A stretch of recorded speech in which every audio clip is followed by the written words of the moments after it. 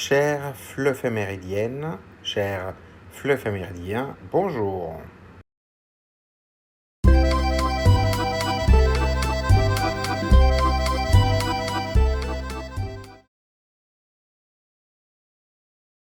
Proclamée par l'UNESCO, la Journée mondiale de la philosophie invite à réfléchir sur le sens de la vie, les valeurs, la liberté et la connaissance. Elle rappelle que philosopher n'est pas réservé aux spécialistes.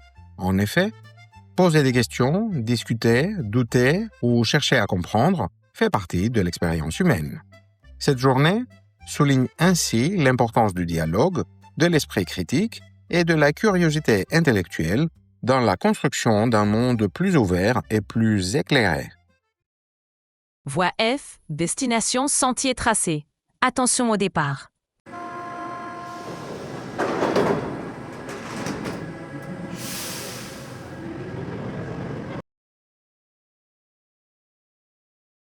Première question. Connaissez-vous des philosophes célèbres? Lesquels?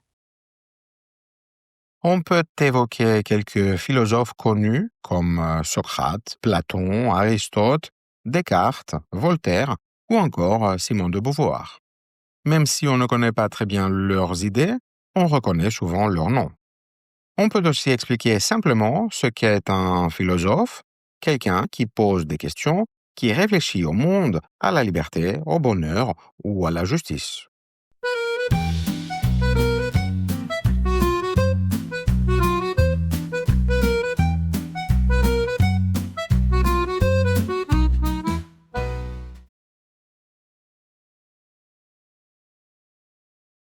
Deuxième question. Préférez-vous poser des questions ou donner des réponses? Certaines personnes aiment poser des questions parce qu'elles sont curieuses et veulent comprendre. D'autres préfèrent trouver des réponses pour se sentir sûrs ou aider les autres.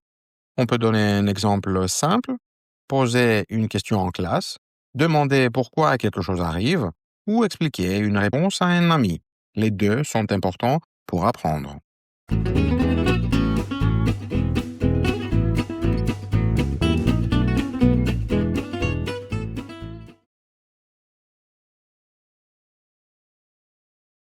Troisième question. Selon vous, les enfants peuvent-ils philosopher? Les enfants posent souvent de très bonnes questions. Pourquoi on existe? Pourquoi la mort? Qu'est-ce que le bonheur? Ils réfléchissent naturellement. On peut aussi dire que philosopher, c'est discuter, imaginer, chercher à comprendre, c'est-à-dire des choses que les enfants font tous les jours.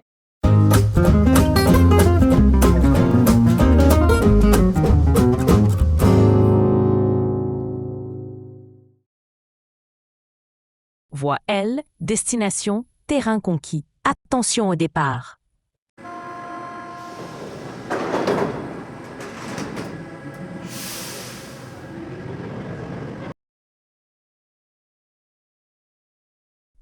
Première question. À quoi la philosophie sert-elle, selon vous? La philosophie aide à mieux comprendre le monde, soi-même et les autres.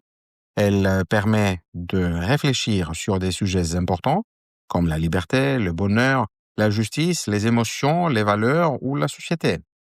Elle sert aussi à développer l'esprit critique, analyser une situation, se poser les bonnes questions, ne pas croire tout ce que l'on voit. Elle ne donne pas toujours des réponses, mais elle aide à penser autrement et à prendre du recul.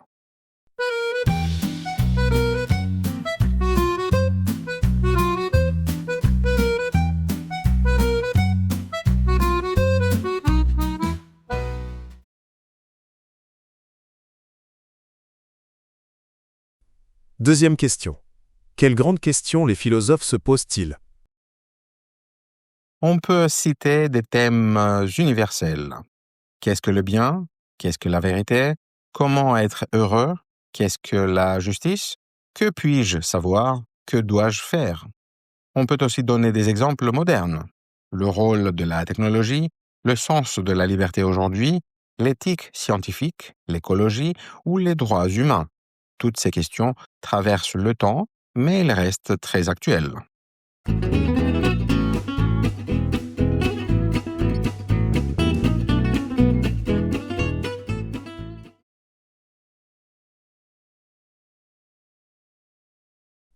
Troisième question. Peut-on vivre sans se poser de questions?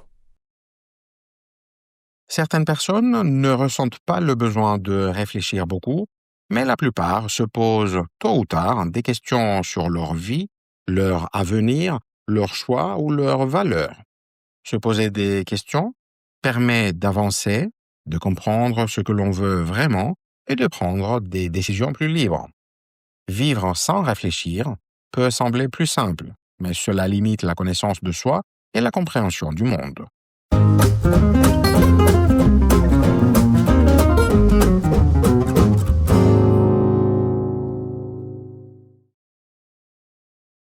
Voie E, destination, sommet atteint. Attention au départ.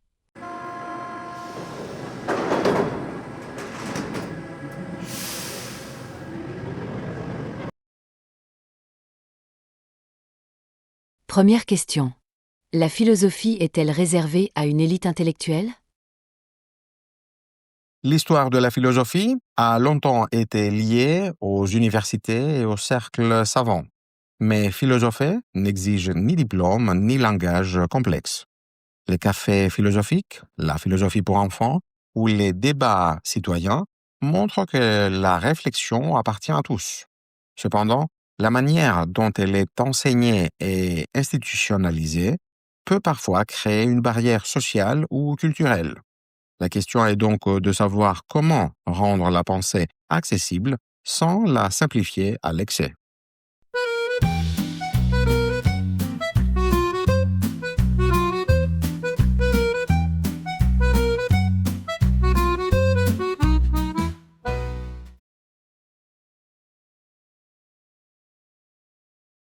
Deuxième question. Le doute est-il un obstacle ou un moteur de la pensée? Le doute peut être paralysant lorsqu'il empêche d'agir ou de prendre des décisions. Mais il peut aussi devenir un moteur essentiel car il permet de remettre en question ses certitudes, d'examiner les croyances, de chercher des preuves et d'ouvrir la voie à de nouvelles idées. Le doute peut être un risque, mais aussi un outil indispensable pour penser de manière plus libre et plus rigoureuse.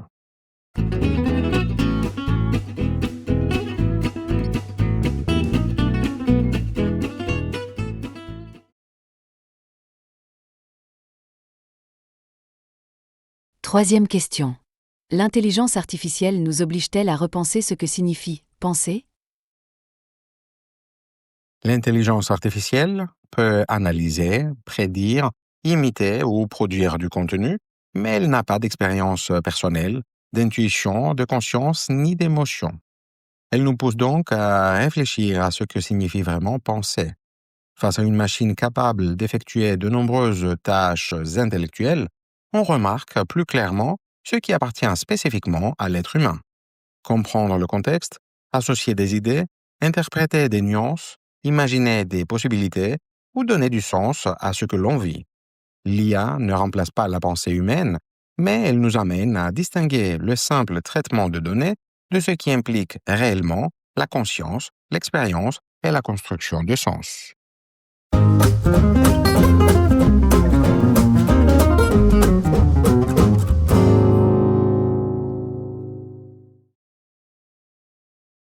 Prochain arrêt.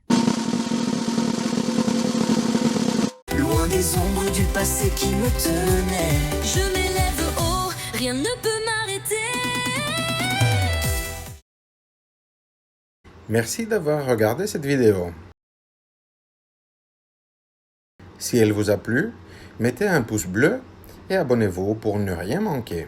N'hésitez pas à la partager si vous la trouvez utile et à laisser un commentaire pour donner votre avis.